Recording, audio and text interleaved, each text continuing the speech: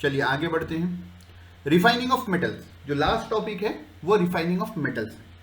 अब जो है आपने ड्रेसिंग कर ली, सोक कर लिया, जो है ऑक्साइड में कन्वर्ट कर लिया, अब आखिर में जो है रिफाइनिंग ऑफ मेटल है। तो रिफाइनिंग ऑफ मेटल के लिए 4 तरीके इस्तेमाल होते हैं। एक होता है लिक्वेशन का, दूसरा है डिस्टिलेशन का, तीसरा है पोलिंग का, और चौथा है इलेक्ट्रोलाइटिक रिफाइनिंग। इलेक्ट्रोलाइटिक रिफाइनिंग बहुत इंपॉर्टेंट है, ये भी लॉन्ग आंसर में टच किया तो कर सकता है आपको। अब आते हैं लिक्वेशन की तरफ। This method is use for metals with low melting points and impurities with high melting point. Liquation में क्या होता है, ये मेथड इस्तेमाल होता है उन मेटल्स के लिए जिन मेटल्स का जो है लो मेल्टिंग पॉइंट है और इंप्योरिटीज जो है हाई मेल्टिंग पॉइंट है। सेम काम होता है जैसा काम जो है हमने इससे पहले ग्रेविटी सेपरेशन मेथड में किया था, वैसे जो है काम यहां पर भी होता है।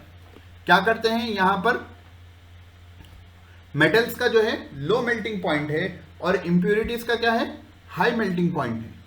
मेटल का क्या है, लो मेल्टिंग पॉइंट है और इंप्योरिटीज का क्या है, हाई मेल्टिंग पॉइंट है। अब क्या करते हैं, यहां पर उसको रख दिए और उसको जो है यहां पर आप हीट करना शुरू कर दिए।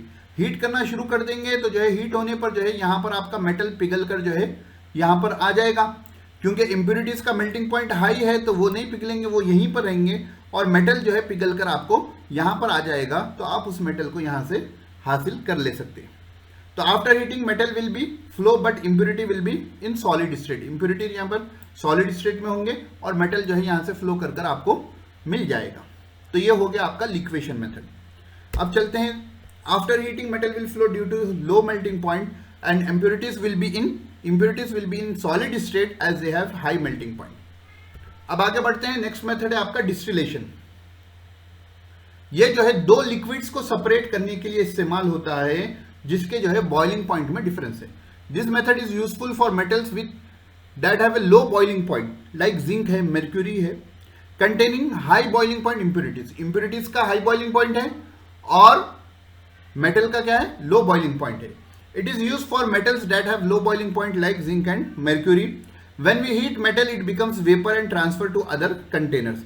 इसमें क्या होता है, मेटल को आप हीट करते हैं, हीट करने के बाद क्या होता है, सपोज ये कंटेनर में जो है आपने ओर को, ये आपके मेटल को इंप्योरिटीज के साथ यहां पर रख दिया, ठीक है। रखने के बाद आपने क्या किया, ये पूरा पैक है, यहां से एक रास्ता है जो है हीट करने के बाद ये आप उसको यहाँ आग दे दिए, ये यहाँ पर इम्प्योरिटीज है और उसको आप क्या करें, एक अलग कंटेनर से ज्वाइन कर दिए, ठीक है। ये कंटेनर है, यहाँ आप क्या करें, आग दे रहे हैं। एक सेकेंड,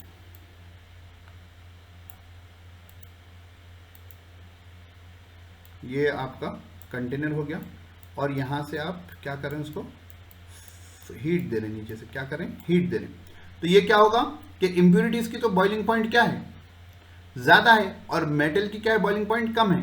तो जो मेटल होगा यहां से वेपराइज होकर निकल जाएगा और इस कंटेनर में आके आपके पास सेव हो जाएगा। तो हीट करने पे क्या होगा, मेटल वेपर बन के निकल जाएगा और ये दूसरे जो हमारा कंटेनर होगा उसमें आकर सेव हो जाएगा और इंप्योरिटीज की क्योंकि उसकी बॉइलिंग पॉइंट हाई है वो यहीं पर रहेंगे।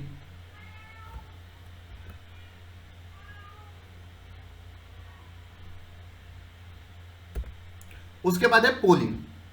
तीसरा वाला क्या है, this method is useful for refining copper. ये पोलिंग का जो मेथड है ये कॉपर को रिफाइन करने के लिए है। The molten metal is stride with freshly cut green would locks, जिसको पोल कहा जाता है। क्या करते हैं मोल्टन मेटल को क्या करते हैं, लकड़ी के जो है फ्रेश कट लकड़ी के जो है बड़े बड़े तने जो होते हैं उससे क्या करते हैं, स्टीर करते हैं, हिलाते हैं। Due to high temperature of molten metal hydrocarbon gases are released. क्योंकि आप लकड़ी के फ्रेश कटे हुए जो है हरे हरे भरे जो है तनों से आप उसको हिला रहे हैं, वुड लॉक से आप उसको हिला रहे हैं, तो हाई टेम्परेचर की वजह से मोल्टन मेटल से जो है हाइड्रोकार्बन गैसेस जो है रिलीज होना शुरू होते हैं and they act as reducing agent. वो क्या करते हैं, रिड्यूसिंग एजेंट का तरह काम करते हैं। वो क्या करते हैं, रिड्यूसिंग एजेंट की तरह काम करते हैं। तो ये मेथड किसके से होता है, पोलिंग कॉपर के लिए होता है, ठीक है। चलिए अब आगे बढ़ते हैं, इलेक्ट्रोलाइटिक रिफाइनिंग। देखिए one of the important topics है प्रिंसिपल्स ऑफ मेटलर्जी का। In this method the impure metal is made to act as anode. होता क्या है जो इम्प्योर मेटल है उसको एनोड बनाते हैं, और a strip of the same metal in pure form is use as cathode. Anode cathode आपको मालूम होगा इलेक्ट्रोलाइटिक में ये जो है दो मेटल्स होते हैं, एक एनोड की तरह काम करता है, कैथोड की तरह काम करता है। They are put in suitable bath containing soluble salt of the same metal. देखो सेम मेटल के तीनों चीजें होती हैं, एक होता है एनोड की तरफ रखते हैं, ठीक है, इम्प्योर मेटल को क्या करते हैं, एक्ट एज एनोड बनाते हैं, और strip of the same pure form metal is used as cathode. Pure जो है कैथोड में यूज होता है, और उसी का जो सॉल्युबल सॉल्ट है उसको जो है सोल्यूशन के तौर पर इस्तेमाल करते हैं। और होता क्या है, at the result the required metal get deposited cathode in pure form. Cathode पे जो होता है रिक्वायर्ड मेटल डिपॉजिट हो जाता है। The metal constituting the impurity goes as anode mud, anode mud बन जाता है। ये 1 मार्क्स और ऑब्जेक्टिव कैसे इंपॉर्टेंट है, देखो डायग्राम के साथ समझेंगे, फिर जो है यहां पर क्या होता है प्रोसेस देखेंगे। देखो ये डायग्राम देखो, ये जो है आपका कंटेनर है, ठीक है, इसमें आपने जो है क्या कर दिया, आपका जो भी मेटल है उसको यहां पर आपने डाल दिया। ये इलेक्ट्रोलाइटिक सॉल्यूशन में ये क्या हो गया आपको, इसमें इलेक्ट्रोलाइटिक सॉल्यूशन है आपका with the same salt. Suppose हम एग्जांपल ले रहे हैं कैथोड का, सॉरी कॉपर का, तो ये जो है कैथोड है थिन शीट का, प्योर मेटल का है, और ये एनोड है इम्प्योर मेटल का जो थिक शीट का है। अब होता क्या है, जब आप इलेक्ट्रोलाइटिक सॉल्यूशन में डालकर जो है यहां पर इलेक्ट्रोलाइसिस करेंगे तो यहां पर क्या होगा, चलिए भाई थोड़ा डायग्राम में प्रॉब्लम थी तो उसको मैं दुरुस्त कर लिया हूं। हाँ, तो ये आपका इलेक्ट्रोलाइटिक सॉल्यूशन है और ये आपका कैथोड है। देखो यहाँ पर कैथोड क्या है, एनोड क्या है, इम्प्योर मेटल है, और कैथोड क्या है, प्योर मेटल है। तो कैथोड पे क्या आ गया आपका, प्योर मेटल आ गया, और एनोड पे क्या आ गया आपका, इम्प्योर मेटल आ गया। अब उसके बाद क्या होगा कि जब आप इलेक्ट्रोलाइसिस करेंगे, यहाँ पर जब आप इलेक्ट्रोलाइसिस करेंगे तो यहाँ पर जो है आपको कैथोड पे क्या होगा, मेटल गेट डिपॉजिटेड कैथोड इन दी प्योर फॉर्म। पहले से ये प्योर मेटल था, और आपका जो इलेक्ट्रोलाइसिस होने के बाद जो आपका प्योर मेटल होगा वो कैथोड पर डिपॉजिट हो जाएगा, और जो इम्प्योर मेटल था, इम्प्योरिटीज थी, वो एनोड पर जो है एनोड मड बन के, कीचड़ कहते हैं ना, एनोड मड बोल के जमा हो जाएंगे। तो व्हाट इज एनोड मड बोलकर आपको क्वेश्चन आ सकता है, तो आप लिखेंगे in electrolytic refining the metal constituting the impurities goes as anode mud.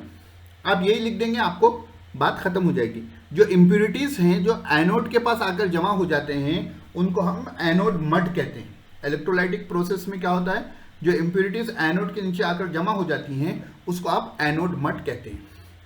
अब देखो नॉर्मली ये किसके से इस्तेमाल होता है, कॉपर, जिंक और एल्यूमिनियम के लिए इस्तेमाल होता है।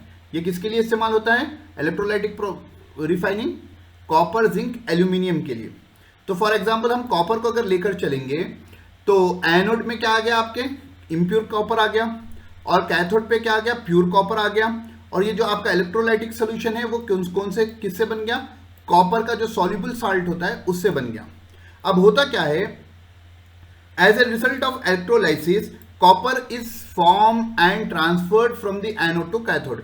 यहां से जो है कॉपर यहां पर आपको ट्रांसफर हो जाता है प्योर फॉर्म में। होता क्या है, एनोड पे क्या होता है, कॉपर था, ठीक है, तो वो इलेक्ट्रोलाइसिस होने की वजह से वो Cu2+ हो गया, 2 इलेक्ट्रॉन्स चले गए।